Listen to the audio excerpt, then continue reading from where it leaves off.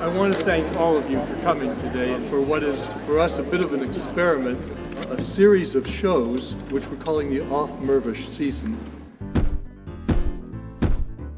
We used to have more drama in our series, more comedy, and so we're going to start out with 2 dramas and 2 comedies for this new series.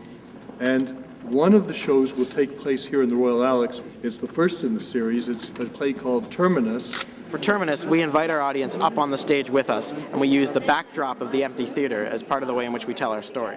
The way that Mitchell has staged this show, this is the perfect theater for it. The patrons are going to have an incredible view that they didn't get to see when they come and sit in the regular seats. The second show is a show called Without You, and it was written by Anthony Rapp, who was Mark in the original production of Rent. Without You is really about a 2.5-3 year period of time where all these incredibly life-changing events occurred. Jonathan Larson, the 35-year-old composer who'd been working on Rent for a number of years, he died very suddenly after the dress rehearsal off Broadway. The show became this enormous success, which was an incredible event. And then during that time as well, my mom was battling cancer.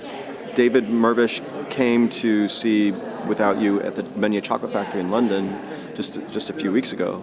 And apparently he said to David Babani from the Chocolate Factory that night, I think I want to do this in Toronto. The third show in our season is a winner of the Tony, Olivier, Evening Standard, and Pulitzer Prize. It's Clybourne Park. The play is in 2 parts. The first part is set in 1959 in a house, and a black family is moving into this house into a predominantly white neighborhood. And the second act of the play is in 2009. We shift 50 years later, and now a white family is moving into a predominantly black neighborhood. It's great to have the opportunity to get to come back and do a play that was so well received in a smaller scale and to bring it back to a larger audience.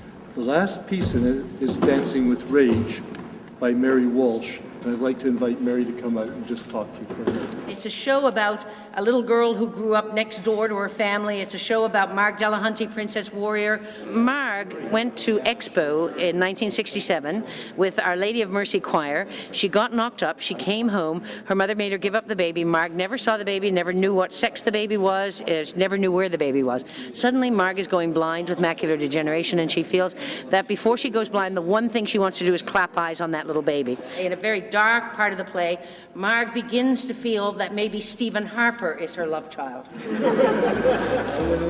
I felt I had an opportunity. I went to shows that I would have loved to have had in my theater. How do I get them there? And if you do it one at a time, I don't think you can build anything. But if we sell it as a series of 4 shows and find that there is a core audience, then maybe over the years we can do more dramas and more comedies, and that would be a lot of fun to do.